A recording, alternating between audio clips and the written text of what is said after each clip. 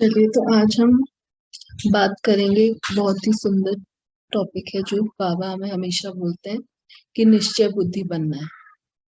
तो बाबा ने जब जब हम ज्ञान में आ गए, जब हम बाबा के बन गए, जब हमें नया जन्म मिल गया है, तो बाबा ने हमें जन्म मिलते ही वरदान दे दिया है कि विजय हमारा जन्म सिद्ध अधिकार है या निश्चय बुद्धि विजयंती। ये दोनों ही वरदान हमें जन्म मिलते ही, नया जन्म जब मिला तो तुरंत ही बाबा से हमें वरदान भी साथ में ही मिल जाते हैं। तो निश्चय के वैसे तो बाबा ने 4 तरह के निश्चय बताए हैं, वो हम सभी जानते हैं कि कौन कौन से होते हैं। एक तो स्वयं पे निश्चय, एक बाबा पे निश्चय, परमात्मा पे, और फिर ड्रामा के प्रति निश्चय, और चौथा होता है ईश्वरीय परिवार के प्रति निश्चय। तो ये चारों बात तो हम पहले भी सुन चुके हैं, ये चारों प्रकार के निश्चय के बारे में बहुत बार बातें हुई हैं। पर आज हम और डिटेल में इसके बारे में बात करेंगे कि जहाँ पे निश्चय में कमी आ जाती है, क्या निश्चय में नंबर वॉर होता है। बाबा कहते हैं कि सब बोलते तो हैं कि हमें निश्चय है, बाबा पे निश्चय है, इस ज्ञान पे निश्चय है, कि कई लोग तो बोल देते हैं कि अगर निश्चय नहीं होता तो हम यहाँ होते ही नहीं, यहाँ है तो मतलब हमें निश्चय है तभी तो हम यहाँ पर हैं। पर बाबा बोलते हैं कि निश्चय है, फिर भी नंबर वॉर क्यों हो जाता है आप बच्चों में।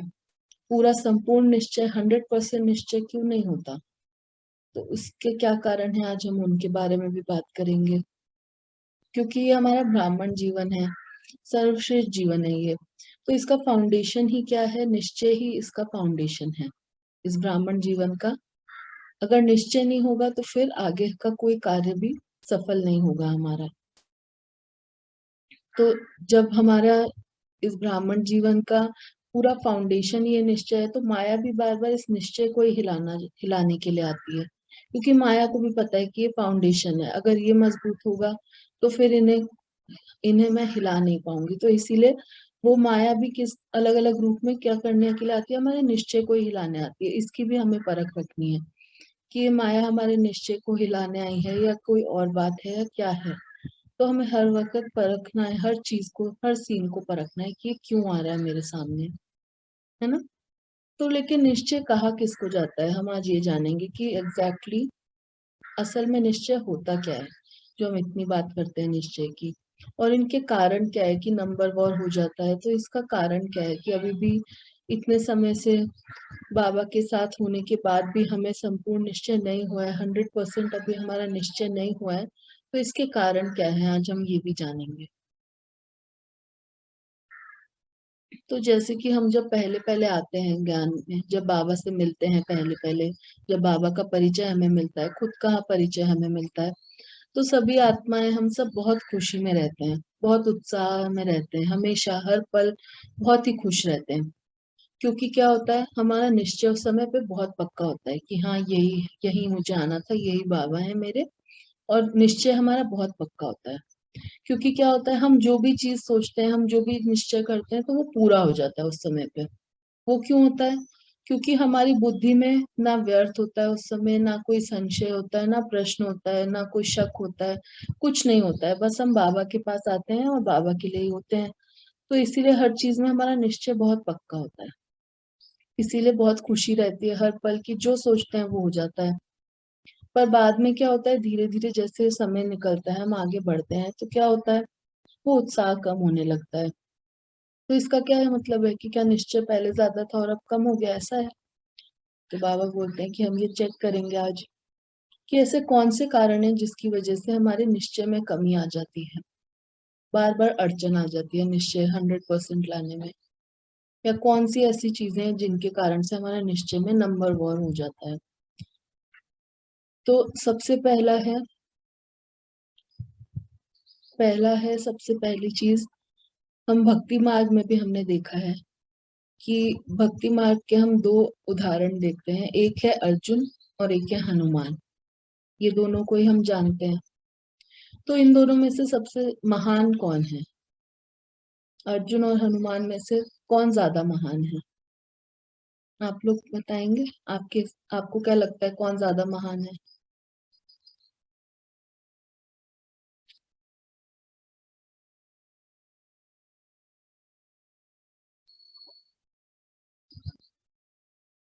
हम्म। एक बार क्वेश्चन फिर से बोलना। भक्ति मार्ग के दो कैरेक्टर्स हम देखते हैं, एक है अर्जुन और एक है हनुमान। तो दोनों में से ज्यादा महान कौन है आपके हिसाब से? आपको क्या लगता है कौन ज्यादा महान है? मुझे जो लगता है वो हनुमान लगते हैं, क्योंकि वो हमेशा हाँ जी करते थे, उनके मन में कोई संशय नहीं था, जो उनको बोला जाता था तुरंत तैयार होके कर लेते थे। कोई शंका नहीं थी, निश्चय था कि जो मुझे बोला जा रहा है मुझे करना ही है। मतलब उनकी तरफ से कभी क्वेश्चन नहीं होता था, उनको काम दिया गया वो निकल पड़ते थे करने के लिए। और अर्जुन ने तो कितने मतलब कितना टाइम लगा दिया था उनको, कृष्ण ने जब समझाना शुरू करा था तो कितना मतलब बार बार उनसे होता था मुझसे ना होगा, मुझसे ना होगा, उन्हें बहुत समझाना पड़ा। मतलब संशय बुद्धि थे वो। और हनुमान निश्चय बुद्धि लगते हैं कि उनके मन में कभी संशय नहीं था, जो बात बोली जाती थी करते थे तुरंत। बिल्कुल।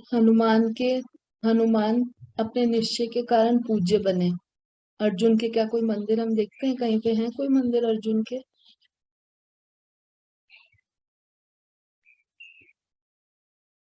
नहीं, अर्जुन का कोई मंदिर नहीं है। तो हनुमान के मंदिर इतने क्यों हैं? वो कैसे पूज्य बने? इस अपने निश्चय के कारण ही वो पूज्य बने। अर्जुन का निश्चय जो था वो अंत में जाकर बैठा उनके मन में निश्चय। तो भगवान को भी उन्हें खुद कई बार समझाना पड़ा कि संशय बुद्धि मत बनो, संशय बुद्धि मत बनो, क्योंकि निश्चय बुद्धि ही विजयंती। वो उन्हें बार बार समझाते रहे, तब जाके अंत में उनके मन में निश्चय बैठा और वो आगे बढ़े। पर हनुमान को अगर हम देखें तो उनका हर चीज में, हर समय उन्होंने अपने आप को सरेंडर कर दिया था। बस वो हर चीज में उनका निश्चय था। उनके सामने जो भी चीज आती वो उसको बस मान के निश्चय के साथ आगे बढ़ते थे, तो इसीलिए वो भी पूज्य बने। तो जहां पर निश्चय बुद्धि वो होगी जहां पर बुद्धि में कोई भी प्रश्न ना हो। अगर प्रश्नात्मक बुद्धि है तो फिर तो निश्चय नहीं कह सकते उसको, है ना। निश्चय अर्थात क्या होता है कि कंप्लीट फुल स्टॉप लगाए हम। कोई भी चीज आ रही है हमारे सामने, मन में कोई भी बात आ रही है, तो उसको हमें प्रश्न नहीं उठाना है उसके प्रति। हमें उस पे तुरंत ही फुल स्टॉप लगाना है। फुल स्टॉप बुद्धि ही निश्चय बुद्धि कहलाती है ना। तो मान लीजिए कि कई लोग पूछते हैं कि हमारे मन में प्रश्न आते हैं, जिज्ञासावश भी कई प्रश्न आते हैं हमारे मन में, तो क्या वो भी गलत है? आप लोगों को भी लगता होगा ऐसा? होता है किसी के साथ ऐसा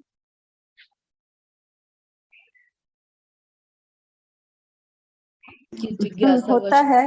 होता है सभी बातों पे तो नहीं, लेकिन किसी किसी बात पे मन में बहुत सवाल उठते हैं कि ऐसा क्यों क्यों होता है। तो बाबा ने उसका जवाब भी दिया है कि अगर जिज्ञासावश हमें आ भी रहा है कोई प्रश्न मन में, तो उसका उत्तर हमें स्वयं ही मिल जाता है। हमें किसी से पूछने की जरूरत नहीं पड़ती कि हाँ मुझे इसका जवाब दीजिए, मुझे ये समझ में नहीं आ रहा, ये बताइए। हमें या तो क्लास में उसका आंसर कहीं ना कहीं मिल जाता है, या कुछ हम हाँ हाँ, पढ़ते ये हैं सही वो है। बताता है। हाँ, थोड़ा धैर्य रखने से कुछ समय बाद या कुछ दिनों बाद उसका अगर हम आंसर आता ध्यान है। से उसको गौर हम्म करके हर चीज को सुनेंगे तो हमें उसका आंसर खुद ब खुद ही मिलेगा, हमें किसी से पूछने की जरूरत नहीं पड़ेगी। तो अगर हम्म। जिज्ञासावश कोई हमें प्रश्न आता भी है तो उसका जवाब बाबा हमें खुद पहुंचाते हैं, जरूर पहुंचाते हैं। बस हमें अपनी अटेंशन को रखना है तो वो जरूर मिलता है हमें आंसर उसका। तो पहला पॉइंट ये है निश्चय बुद्धि के लिए कि मन में, बुद्धि में कोई भी प्रश्न नहीं आना चाहिए। प्रश्नात्मक बुद्धि जहाँ है वहां निश्चय बुद्धि नहीं हो सकती। पहला पॉइंट ये। दूसरा पॉइंट क्या है निश्चय का? कि जिसके मन में कोई भी शक ना हो, किसी भी बात के लिए कोई भी शक ना आए जिसके मन में, तो वो निश्चय बुद्धि है। कैसा? चाहे स्वयं के प्रति या बाबा के प्रति, या कोई भी जो निश्चय के चार बातें हैं, स्वयं के प्रति, ड्रामा, या बाबा, या फिर ईश्वरीय परिवार, किसी भी विषय में कोई उसके मन में कोई भी तरीका का शक नहीं आना चाहिए, कोई भी बात में शक नहीं आए। तो वहां पर जहां पे शक है तो वहां निश्चय बुद्धि नहीं कह सकते उसको भी। जैसे बोलते हैं पता नहीं ड्रामा में मेरे लिए क्या रोल है, पता नहीं मेरा आगे क्या होगा, पता नहीं बाबा मेरे साथ देंगे कि नहीं देंगे, मैंने बाबा को पूछा तो है, पता नहीं इसका जवाब मिलेगा कि नहीं मिलेगा। तो पता नहीं पता नहीं, इतना पता नहीं करके वो खुद ही अपना पत्ता काट देते हैं। मतलब कि मन में हर चीज के लिए शक है। कोई ड्रामा का कोई सीन आया, उसके प्रति शक आ गया मन में कि ऐसा क्यों हुआ, ऐसा तो नहीं होना चाहिए था। या किसी का ईश्वरीय परिवार के लिए किसी को देखकर वहां पे उनके मन में शक आ गया कि ये ऐसा क्यों करते हैं, इनको ऐसा नहीं करना चाहिए, कहीं ये सही तो नहीं कर रहे, या ये मेरे बारे में ये क्या सोच रहे होंगे। मतलब ऐसे बहुत सारे मन में शक होने लगते हैं। तो वहां पर जहां मन में शक आ जाता है तो फिर वो निश्चय बुद्धि नहीं है ना। जहाँ संशय आ गया तो वो निश्चय नहीं है बिल्कुल भी। फिर तीसरा पॉइंट है कि जहाँ पे प्रश्न और शक आ गया तो फिर वहां व्यर्थ तो आएगा ही, अपने आप ही आएगा व्यर्थ। तीसरा पॉइंट है व्यर्थ का, तो वहां तीसरी बात व्यर्थ तो चलेगा ही। जहां पर भी मन में प्रश्न आ गया कोई भी, या कोई भी शक आ गया, तो व्यर्थ उसके प्रति चलना ही है। तो उसको भी हम निश्चय बुद्धि नहीं कह सकते। तो निश्चय बुद्धि का अर्थ क्या है? पूरे तरीके से समर्थ, हमेशा श्रेष्ठ विचार रहे मन में, बिल्कुल व्यर्थ चले ही ना मन के अंदर। तो जहां व्यर्थ की बिल्कुल गुंजाइश ही ना होनी चाहिए, कोई मार्जिन ही ना हो कि व्यर्थ मन में आ भी जाए, तो वही निश्चय बुद्धि कहलाएगा। चाहे ड्रामा के लिए भी हमें व्यर्थ चलने लगता है, ड्रामा के सीन को देखकर कि ऐसा हो गया वैसा हो गया, बहुत सारी व्यर्थ की बातें चलने लगती हैं एक चीज को सोचकर। ईश्वरीय परिवार को देखकर कई बार व्यर्थ आ जाता है, किसी के प्रति हम, किसी के लिए किसी और से हम व्यर्थ की बातें करने लगते हैं, किसी का संस्कार देख के दूसरे को बताने लगते हैं, तो ये सारी चीजें व्यर्थ में आ जाती हैं। तो जहाँ पे भी प्रश्नात्मक बुद्धि आएगी या फिर शंका होएगी तो वहां पर व्यर्थ तो चलना ही है, बाबा बोलते हैं। ये तो उसके साथ आएगा ही तीसरी चीज। तो ये भी निश्चय बुद्धि नहीं कहला सकते। तो अगर व्यर्थ चल रहा है तो क्या होगा? निश्चय बुद्धि बनना बहुत मुश्किल हो जाएगा।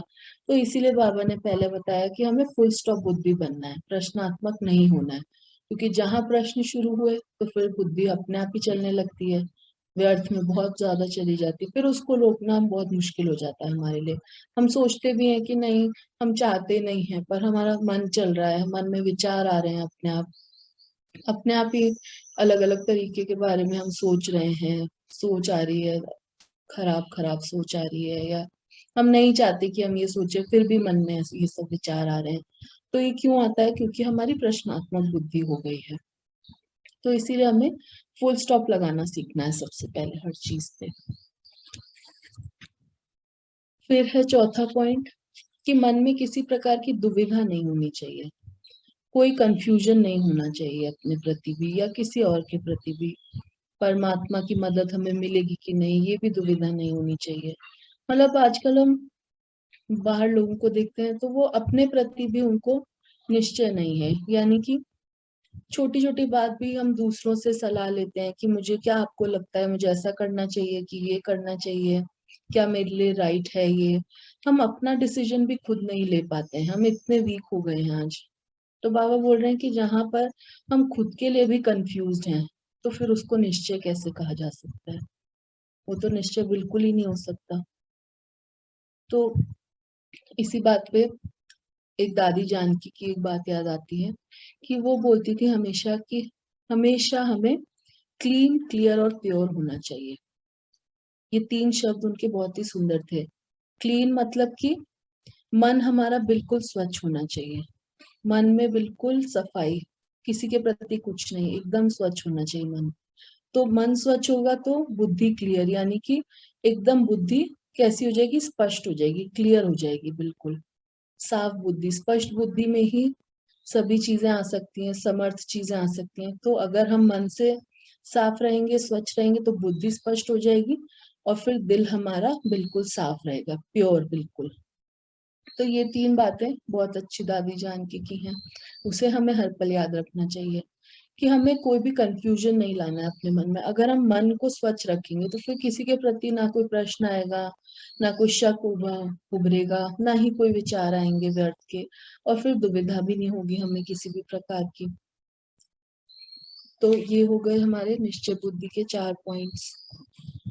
फिर 5वां पॉइंट अगर हम देखें निश्चय बुद्धि के लिए, तो वो है कि जहाँ निश्चय बुद्धि है वहां किसी भी तरीके का हम किसी को कोई भी दोष नहीं देते, यानी कि किसी को हम उलाहना नहीं देते हैं। कि मान लीजिए कि हम बोलते हैं कि हम तो ऐसा नहीं करना चाहते थे, पर उसने मुझे ऐसे बोला तो मैंने ये कर दिया, इसीलिए ये काम गलत हो गया। तो हम दूसरे को दोषी बना देते हैं। तो यानी कि हमें निश्चय नहीं है खुद पे भी और परमात्मा पे या ड्रामा के सीन पर हमें निश्चय नहीं है। तो बाबा की एक मुरली में एक पॉइंट आया था जो कि बहुत सुंदर है इस बात पे, कि ड्रामा बहुत ही वफादार है। बाबा बोलते हैं कि ड्रामा बहुत वफादार है, वो हर आत्मा से अपना पार्ट जो है वो एक्यूरेट बजवाता ही है, चाहे कुछ हो जाए। हम चाहे कितना भी ना चाहें या किसी को कुछ भी बोलते रहें, पर ड्रामा इतना ज्यादा वफादार है कि वो हर आत्मा से जो उसका रोल है वो एकदम एक्यूरेटली करवाता ही है। तो इसलिए हमें ड्रामा पे भी निश्चय रखना है। ये निश्चय का 5वां पॉइंट है कि हमें किसी को भी किसी प्रकार का दोषी नहीं ठहराना है, क्योंकि जो भी सीन हमारे सामने आ रहा है, ड्रामा में जो भी हो रहा है, वो इसीलिए हो रहा है क्योंकि वो होना ही है। इसके लिए हम किसी को दोषी नहीं ठहरा सकते, किसी को उलाहना नहीं दे सकते कि इनकी वजह से ये हो गया, या इनकी वजह से मेरा ये काम खराब हो गया, या इन्होंने कहा तो मैंने ये गलती कर दी। तो ये सब चीजें तब आएंगी जब हमें निश्चय नहीं होगा ड्रामा पे। तो इसीलिए ये था 5वां पॉइंट, कि इतना पुराना ये चीज है, सॉरी, इतना पुराना है ये ड्रामा, हर बार एज इट इज रिपीट होता है। बाबा ने हमें इतनी बार बताया है कि ये तो हमारे लिए कुछ भी नहीं है, नया कुछ भी नहीं है, ये हर बार हम करते हैं, नथिंग न्यू। बाबा बताते हैं कि ये तो नथिंग न्यू है आपके लिए, हर बार आप ये परफॉर्म करते हैं, यही रोल करते हैं, है ना। तो फिर भी हमें ड्रामा पे निश्चय नहीं होता। कई बार हम ईश्वरीय परिवार में भी देखते हैं कई लोगों को, हमारे मन में विचार भी किसी के मन में आता होगा कि ये तो इतने पुराने हैं फिर भी ये इस तरह का व्यवहार करते हैं, ये ऐसा बात क्यों करते हैं, या इन्हें ये काम इस तरीके से नहीं करना चाहिए, ये तो इतने समय से हैं, ज्ञान सुन रहे हैं, बाबा के साथ हैं। ऐसे ऐसे सवाल आते हैं कईयों के प्रति। तो फिर बाबा क्या बताते हैं हमें कि अभी क्या चल रहा है, अभी तो स्थापनाओं का समय चल रहा है ना। तो बाबा बोलते हैं कि वहां पर क्या है, स्थापनाओं में क्या होगा, जब सत्युग की स्थापनाएं हम कर रहे हैं, वहां पर जो भी बनेगा, तो वहां पर खाली राजा रानी तो नहीं होंगे, वहां पे दास दासियां भी चाहिए, प्रजा भी चाहिए, तो वो अपना रोल निभा रहे हैं, उन्हें निभाने दीजिए, है ना। हम तो उनके उसमें कोई इंटरफेरेंस नहीं कर सकते ना, ड्रामा में उनका ड्रामा है, वो जैसा भी निभा रहे हैं वो उनका रोल है। आगे तो सब चाहिए, राजधानी में तो हर कोई होगा, तो आप उसकी चिंता मत करें। बाबा बोलते हैं आप सिर्फ अपने रोल पर ध्यान दीजिए कि कोई क्या कर रहा है, कौन कैसे कर रहा है, हमें किसी को दोषी नहीं समझना है, कोई उलाहना नहीं देनी है, वो अपना रोल एक्यूरेटली निभा रहा है। और फिर 5वां पॉइंट हमने जो बात करी थी वो है कि जहाँ भी निश्चय बुद्धि है वहां पर किसी को भी हम दोषी नहीं ठहराते हैं। मतलब कि जैसे मान लीजिए कुछ हुआ, कोई बात हो गई, कुछ गलती हो गई, तो हम दूसरों के ऊपर उसका दोष लगा देते हैं कि इन्होंने हमें कहा था ऐसा करने को, इसीलिए ये चीज गलत हो गई, या मैं तो ऐसा करना नहीं चाहती थी बट उन्होंने कहा तो ऐसा हो गया। तो हम अपनी रिस्पॉन्सिबिलिटी भी खुद नहीं लेते, हम दूसरों को दोष देते हैं। तो ये भी निश्चय बुद्धि की निशानी नहीं है। निश्चय बुद्धि जहाँ होगा वहां किसी के ऊपर भी हम दोष नहीं देंगे, कोई उलाहना नहीं करेंगे किसी के ऊपर भी।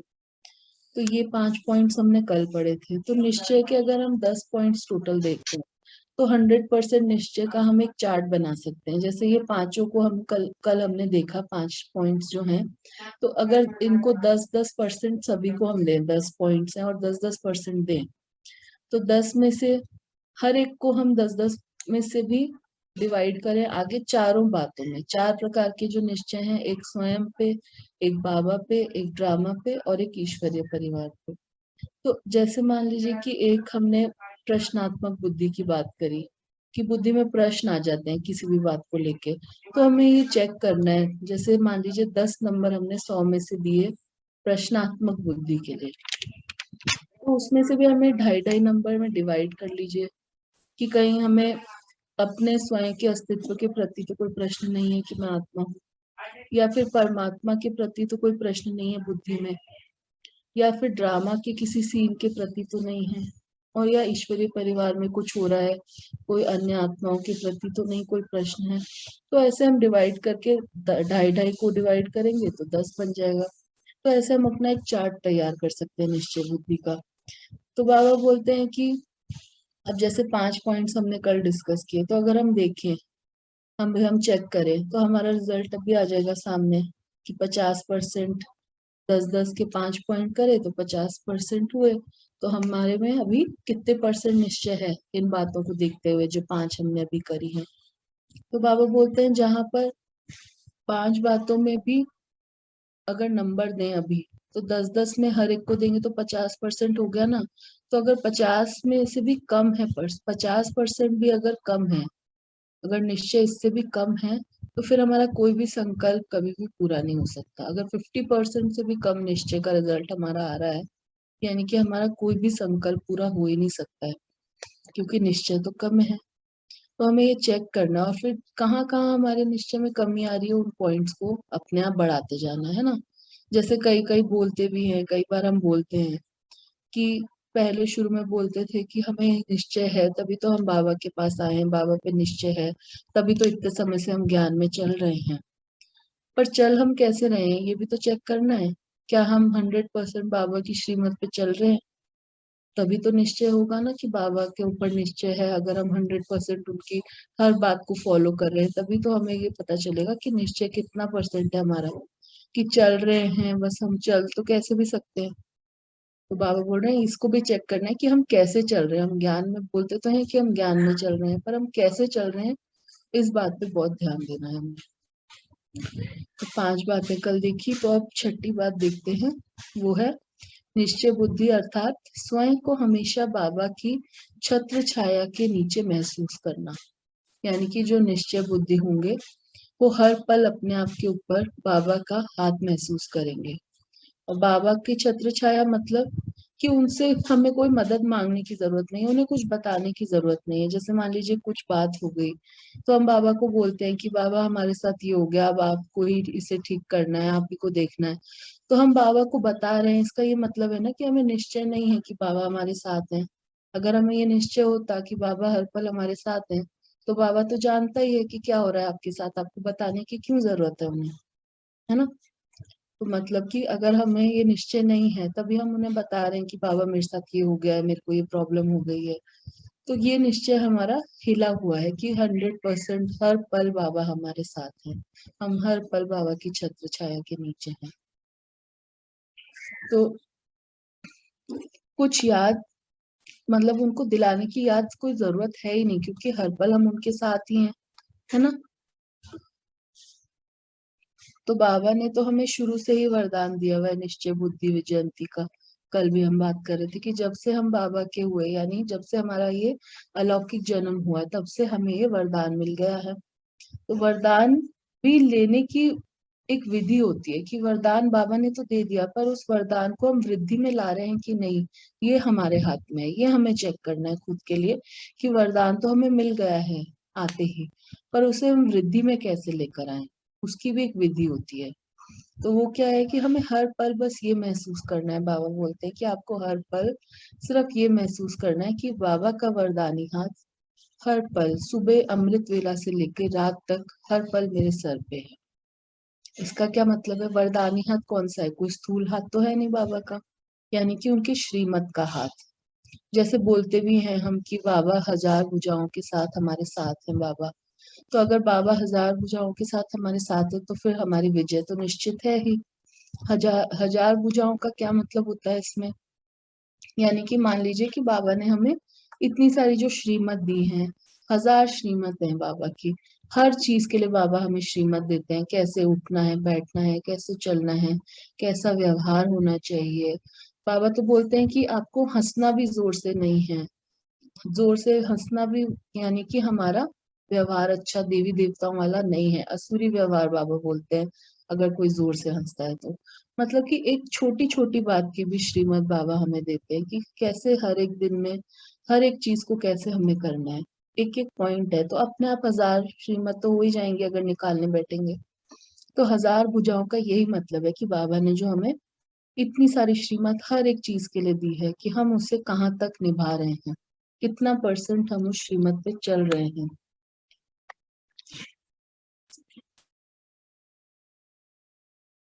तो 1000 भुजाओं के साथ बाबा हमारे साथ हैं, यानी कि हर पल की बात उन्होंने हमें बताई, हमें क्या करना चाहिए, कैसे करना चाहिए। बस हमें उस वरदान को यूज करना आना चाहिए। जो भी वरदान बाबा हमें देते हैं हमें उसे यूज करना आना चाहिए, है ना। और कभी हमारे मन में डाउट भी आ जाता है, जैसे मान लीजिए कि डाउट आ गया कि बाबा से मदद मिलेगी कि नहीं मिलेगी, या ये मेरा काम होगा कि नहीं होगा। तो वो डाउट हमें कब आएगा, जब क्या होगा, जब हम श्रीमत को फॉलो करने में कहीं हिल जाते हैं तो हमारे मन में डाउट आते हैं। अगर हम 100% अमृत वेला से लेकर रात तक हर पल बाबा की श्रीमत पे ही चल रहे हैं तो फिर तो डाउट होने का कोई सवाल ही नहीं है, क्योंकि जो बाबा कह रहे हैं अगर हम वही कर रहे हैं तो फिर तो हमारे मन में डाउट आता ही नहीं है। डाउट आ रहा है इसका मतलब कि हम अपनी श्रीमत से अभी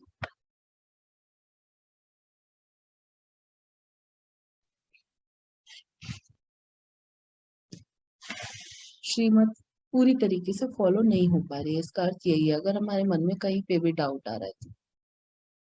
फिर 7वां पॉइंट है कि निश्चय बुद्धि अर्थात दृढ़ संकल्पधारी, यानी कि हमारे संकल्प जो भी हैं वो इतने दृढ़ होने चाहिए कि फिर माया भी उसे कभी हिला ना सके।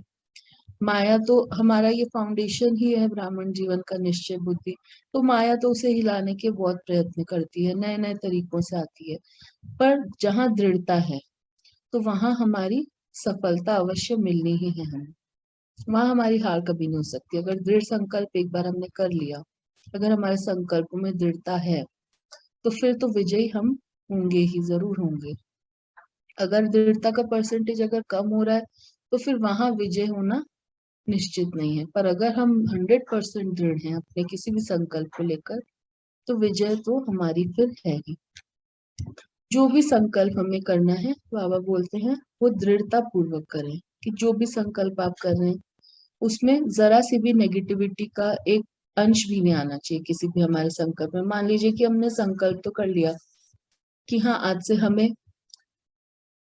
कोई भी चीज, मान लीजिए एग्जाम्पल लीजिए, हमने दृढ़ संकल्प करा कि आज से हमें अमृत वेला उठ के योग करना है। मान लीजिए जो अगर नहीं कर रहे उन्होंने संकल्प किया, पर उसमें फिर जरा सी भी नेगेटिविटी ना आए, यानी कि रात को हम ये सोच तो रहे हैं कि हमें सुबह उठना है 3 बजे या 4 बजे जैसे भी, पर पीछे से मन में एक ये ख्याल भी आ गया कि कहीं हम उठ नहीं पाए, तो कहीं अलार्म हमने लगाया पर वो बजा नहीं, तो ये नेगेटिव हो गया ना, संकल्प में नेगेटिविटी आ गई थोड़ी सी।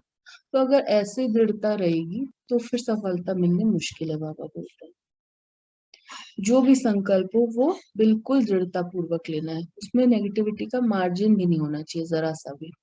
अगर थोड़ा सा भी नेगेटिव आ गया तो वो कैसा होगा, जैसे कि मान लीजिए कि अमृत में किसी ने थोड़ा सा एक बूंद जहर का मिला दिया है। अब एक बूंद भी अगर जहर की आ गई तो फिर क्या वो अमृत बचेगा? नहीं बचेगा ना, वो पूरा ही जहर बन जाएगा। तो इसीलिए किसी भी हमारे संकल्प में जरा से भी नेगेटिव चीज का अंश भी नहीं आना चाहिए, संकल्प में नेगेटिविटी जरा से भी नहीं आनी चाहिए, तो ही हमारा वो संकल्प दृढ़ता पूर्वक सफल होगा।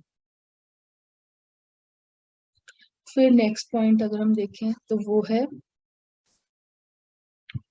जैसे एक कहावत हमने सुनी होगी जरूर सबने कि नीयत साफ तो मुराद हासिल। इसका क्या मतलब है, अगर हमारी नीयत साफ रहती है, अगर हमारी नीयत में खोट है तो फिर कभी भी विजय हमें नहीं मिलेगी किसी चीज में। अगर नीयत साफ रहेगी तो सफलता हमेशा हमारी होनी ही है।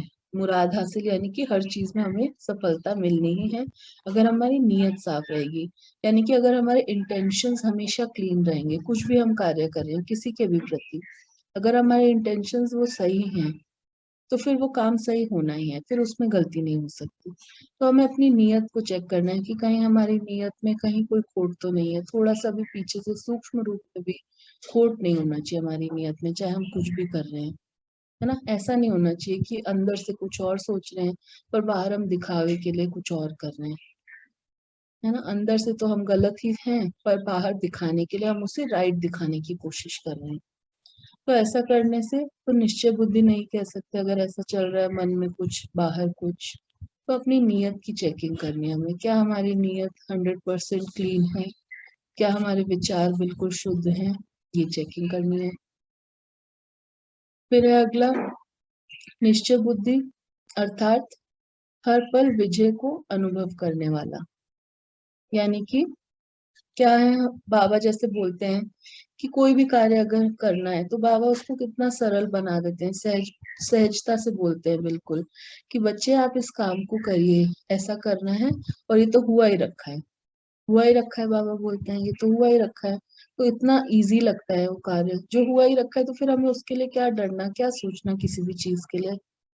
अगर हुआ ही रखा है तो फिर कोई प्रॉब्लम की बात ही नहीं है, क्योंकि कराने वाले तो बाबा हैं, बाबा ही समर्थ हैं हर चीज को कराने के लिए। हम कौन होते हैं करने वाले, कराते तो वो ही हैं हर चीज। तो बाबा क्या चाहते हैं, वो बस हमारे भाग्य को बढ़ाना चाहते हैं, इसीलिए वो हमें निमित्त बनाकर उस कार्य को कराते हैं। और क्या चाहिए, वो तो हर चीज करने के लिए समर्थ है। वो क्यों हमसे कुछ करा रहे हैं, क्योंकि वो चाहते हैं कि हम अपना भाग्य बनाएं, इसीलिए वो हमारे द्वारा हमें निमित्त बनाकर उस कार्य को कराना चाहते हैं। क्योंकि हम तो कुछ है ही नहीं, सब कुछ तो बाबा करा रहे हैं। अगर हम इसी विचार के साथ काम करेंगे तो कितना सिंपल हो जाएगा। और हुआ ही पड़ा है, यानी कि उसे करने के लिए तो कोई मेहनत भी नहीं करनी है, बस जैसा बाबा बोल रहे हैं उसे कर लीजिए। जैसे मान लीजिए कि एक लाइन पे ही लाइन खींचने की बात हो गई, बस लाइन बनी हुई है, डॉट्स बनी हुई है, जैसे हम बच्चों को पढ़ाते हैं बचपन में, ऐसे डॉट्स बनी हुई रहती हैं, बस उसके ऊपर लाइन खींचनी होती है। पर उसमें भी क्या होता है, कभी गलत हो जाती है, कभी टेढ़ी हो जाती है, कभी ऊपर नीचे हो जाती है ना। तो बाबा ने तो हमें सब कुछ करके ही दे रखा है, बस हमें उस पे सही तरीके से चल के उसे सही तरीके से करना है। तो उसके लिए निश्चय चाहिए, निश्चय बुद्धि होने से हमें उसे करने में बिल्कुल भी मुश्किल नहीं आएगी। अगर हम निश्चय बुद्धि हैं तो जो बाबा ने बोला बस हमने उसे किया, और फिर वो तो हुआ ही रखा है, तो कोई प्रॉब्लम आएगी ही नहीं। और फिर लास्ट पॉइंट है निश्चय बुद्धि के लिए आज का, कि निश्चिंत बेफिक्र बादशाह बन के रहना। यानी कि जो निश्चय बुद्धि होंगे वो सदा ही निश्चिंत रहेंगे, उन्हें किसी बात की फिक्र नहीं रहेगी। जैसे बाबा बोलते हैं बेगमपुर के बादशाह बन के रहें। बेगमपुर का बादशाह मतलब, बेगमपुर यानी जहाँ पे कोई गम नहीं है, बिना गम की जो है। तो हम तो, बाबा हमें यही बोलते हैं कि आप तो बेगमपुर के बेफिक्र बादशाह हैं। तो हमें निश्चय निश्चय बुद्धि के लिए किसी भी बात की फिक्र होती ही नहीं है। जो निश्चय बुद्धि है वो किसी बात के लिए फिक्रमंद होगा ही नहीं, कोई टेंशन नहीं है उसे। टेंशन का मतलब ही है कि निश्चय नहीं है। तो हमें चेकिंग करनी है, क्या हमें किसी बात की टेंशन होती है, क्या हम छोटी छोटी बातों से टेंशन में आ जाते हैं। मान लीजिए कोई छोटा सा काम नहीं हुआ तो हम उसकी टेंशन ले लेते हैं, है ना। अटेंशन, तो बाबा बोलते हैं कि आपको हर पल अटेंशन में रहना है, टेंशन में नहीं रहना है। अटेंशन रहेगी तो फिर टेंशन अपने आप ही चली जाएगी। जब हम हर चीज के लिए पहले छोटी छोटी बातों की टेंशन ले लेते थे, जब बाबा से नहीं मिले थे जब तक, तो कितनी छोटी छोटी बातों की भी कई बार टेंशन हो जाती थी। तो बाबा बोलते हैं कि जब आप टेंशन ले सकते थे हर पल, तो क्या आप टेंशन नहीं रख सकते हर पल की। बस ये प्रैक्टिस ही तो है, पहले आपको प्रैक्टिस हो गई थी हर पल टेंशन में रहने की, तो आप बस प्रैक्टिस कर लीजिए हर पल टेंशन में रहने की, तो अपने आप सब चीजें ठीक हो जाएंगी। तो पर आजकल हम क्या देख रहे हैं, जब से ये कोविड चल रहा है, बाहर इतनी चीजें खराब होती जा रही हैं, तो लोगों ने टेंशन के मारे इतने सारे सुसाइड्स हुए हैं पिछले 2 सालों में। अगर हम देखें तो अपने लोगों ने अपनी ही जान ले ली है। किस वजह से ली है, ये टेंशन के ही कारण। कि मान लीजिए घर में पैसा नहीं है, जॉब्स चली गई हैं, तो टेंशन हो जाती है कि अब मैं क्या करूंगा, अपनी फैमिली को कैसे रखूंगा।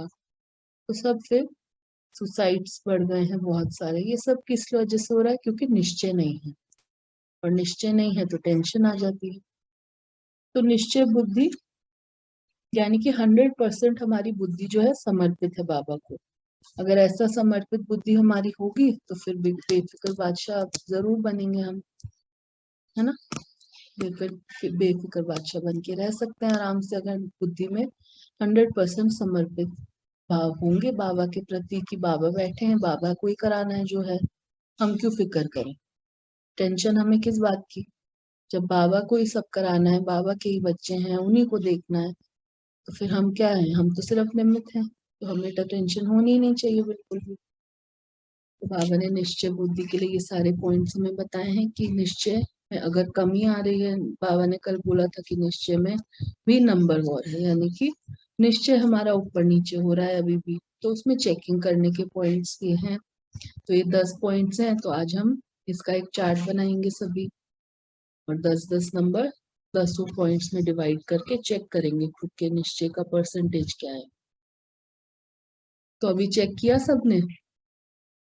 अभी तो थोड़ा रिजल्ट तो हमें पता चल ही गया होगा अपना कि 50% से कम है कि ज्यादा है, इतना तो समझ आ ही रहा होगा सभी। तो बाबा ने क्या बोला है आज कि अगर 50% से भी कम है तो यानी कि हमारा कोई संकल्प भी फिर काम नहीं करेगा, तो अब हमें निश्चय को अपने बढ़ाना है। सभी को ये बातें समझ में आई? आप सभी को? एकदम।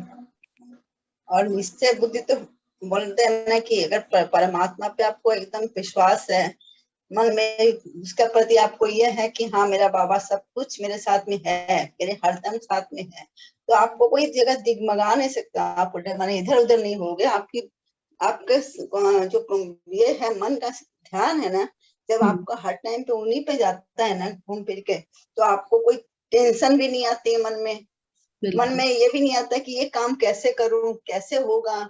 वो सब भी अब नहीं, आगे बहुत सोचते थे, बहुत ज्यादा टेंशन ले लेते थे।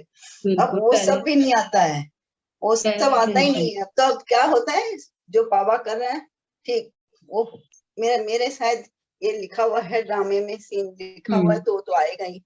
और जो होना है वो बाबा के साथ में हो तो मेरे को कोई टेंशन नहीं रहती है। बाबा का हाथ हर पल महसूस करना है अपने सर पे। हाँ, ये हर टाइम पे बनी रहती है, तो ना बहुत माइंड बहुत हल्का रहता है। मैं खुद हल्की रहती हूँ, में बोझ बोल के जो चीज थी ना वो बहुत हल्की हो गई मेरे से। तो बिल्कुल, ये तो मेरे को ज्ञान में आने के बाद मैं काफी मैंने खुद को परिवर्तन देख रही हूँ खुद में कि बेफिक्र बादशाह बन गए आप भी। हाँ, एकदम सही है। मेरे को टेंशन नहीं, मेरे सब कोई बोलते हैं घर में भी, बोलते हैं आपको बात सुन के बाद आपको टेंशन नहीं होती है? नहीं, अब नहीं होती है, पहले बहुत होती थी। हर टाइम पे ऐसे रहता था, डर बना रहता था, कोई बात सुन लेते तो क्या होगा। अब तो ऐसे लगता है कि कोई डर नाम की भी चीज नहीं है माइंड में। बिल्कुल बस नहीं। ठीक है, एकदम ठीक है, जो हो रहा है वो होगा ही, हम कुछ नहीं कर सकते हैं। और जहां तक हम कर सकते हैं वो बाबा को साथ में लेके रहते हैं, तो कोई दिक्कत नहीं आती। बाबा करा रहे हैं, अपने आप वो देखेंगे क्या करना है क्या नहीं करना है, हमें टेंशन लेनी होगी। मैं टेंशन लेकर क्या करूंगी, ये बात आ गई मन में। बिल्कुल।